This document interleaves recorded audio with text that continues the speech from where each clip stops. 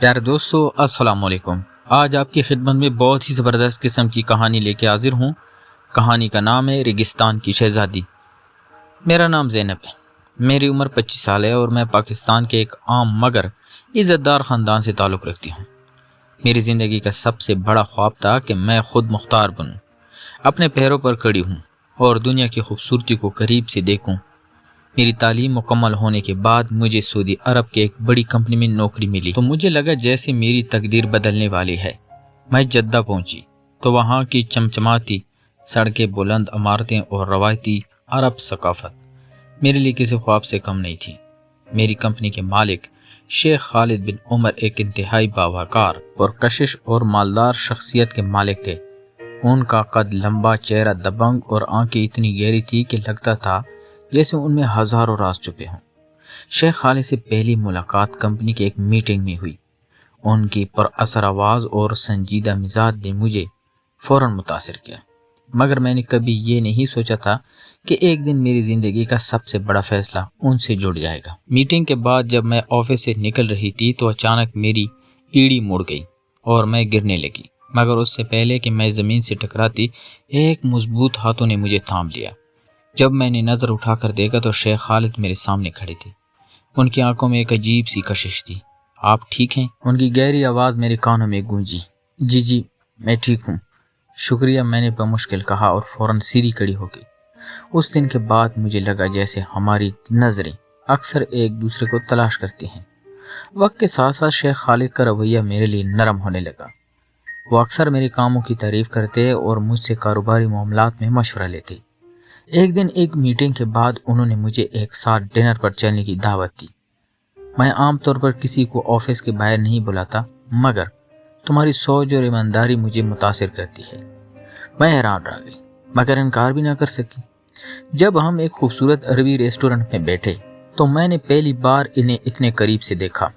وہ صرف ایک بزنس مین ہی نہیں بلکہ ایک احساس دل رکھنے والا شخص بھی تھے۔ زینب، تمہیں سعودی عرب میں آئے کچھ مہینے ہو چکے ہیں، کیسا لگ رہا ہے؟ بہت اچھا، مگر کبھی کبھار تنہائی محسوس ہوتی ہے۔ میں نے سچ کہا، میں بھی اکثر تنہائی محسوس کرتا ہوں۔ وہ ایک لمحے کے لیے خاموش ہوئے، پھر بولے، کبھی کبھی انسان کے پاس سب کچھ ہوتا ہے مگر وہ مکمل نہیں ہوتا۔ اس لمحے مجھے لگا جیسے وہ کچھ کہنا چاہتے تھے مگر رک گئے۔ چند دن بعد مجھے شیخ خالد نے اپنے آفس میں بلایا۔ میں جب اندر داخل ہوئی تو وہ سنجیدگی سے میری طرف دیکھ رہی تھی۔ زینب، میں تم سے ایک بات کرنا چاہتا ہوں جو شاید تمہیں حیران کر دے۔ میرا دل زور زور سے دھڑکا۔ میں نے زندگی میں سب کچھ حاصل کیا مگر ایک ہم سفر کی کمی ہمیشہ محسوس کی۔ میں تم سے شادی کرنا چاہتا ہوں۔ مجھے لگا جیسے وقت تھم گیا ہو۔ کیا یہ حقیقت تھی یا میں خواب دیکھ رہی تھی؟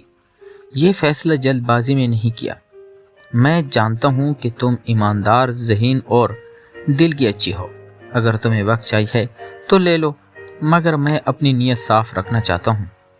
یہ میرے لیے سب سے مشکل فیصلہ تھا، مگر میرے دل نے مجھے ایک ہی جواب دیا، ہاں۔ ہماری شادی ایک شاندار تقریب میں ہوئی جہاں ہر طرف خوشی کا سما تھا۔ میں ایک عام لڑکی سے ایک عربی شیخ کی بیوی بن چکی تھی، مگر میرے دل میں عجیب سی گھبراہٹ تھی۔ کیا میں اس محل کی دنیا میں فٹ ہو سکوں گی؟ شیخ خالد ہمیشہ میرا ساتھ دیتے۔ وہ مجھے جدہ کے خوبصورت مقامات پر لے کر جاتے، صحرا میں ڈنر کا اہتمام کرتے اور ہمیشہ میری خوشی کا خیال رکھتے۔ ایک دن وہ مجھے ریگستان میں لے گئے جہاں ایک خوبصورت خیمہ لگا تھا۔ وہاں ہر طرف موم بتیاں روشن تھی، نرم موسیقی چل رہی تھی اور ایک خوبصورت قالین زمین پر بچھا تھا۔ یہ سب تمہارے لیے؟ میں نے حیرانی سے پوچھا۔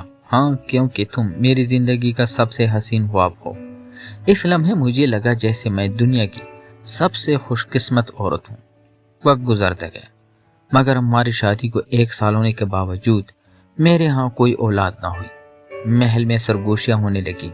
خاندان والوں نے کہنا شروع کر دیا کہ شیخ خالد کو دوسری شادی کر لینی چاہیے۔ اگر تم چاہو تو دوسری شادی کر سکتے ہو، ایک دن میں نے ہمت کر کے کہا، مگر ان کے چہرے پر ایک گہری مسکراہٹ آ گئی۔ زینب، میں نے تم سے محبت کی ہے، کسی وارث کے لیے نہیں۔ ان کی محبت نے مجھے دنیا کی سب سے مضبوط عورت بنا دیا۔ میں جان چکی تھی کہ محبت صرف جسمانی رشتے کا نام نہیں بلکہ ایک دوسرے کی تکمیل کا نام ہے۔ چند سال بعد جب میں نے اور شیخ خالد نے ایک یتیم بچے کو گود لیا تو ہمیں وہ خوشی ملی جس کی ہمیں تلاش تھی۔ ہم دونوں ایک دوسرے کے ساتھ ہمیشہ کے لیے جڑ چکے تھے۔ تو پیارے دوستو، میں امید کرتا ہوں آپ کو آج کی کہانی پسند آئی ہوگی۔ اگر آپ کو ہماری کہانیاں پسند ہے تو ہمارے چینل کو لائک اور سبسکرائب ضرور کریں۔ شکریہ۔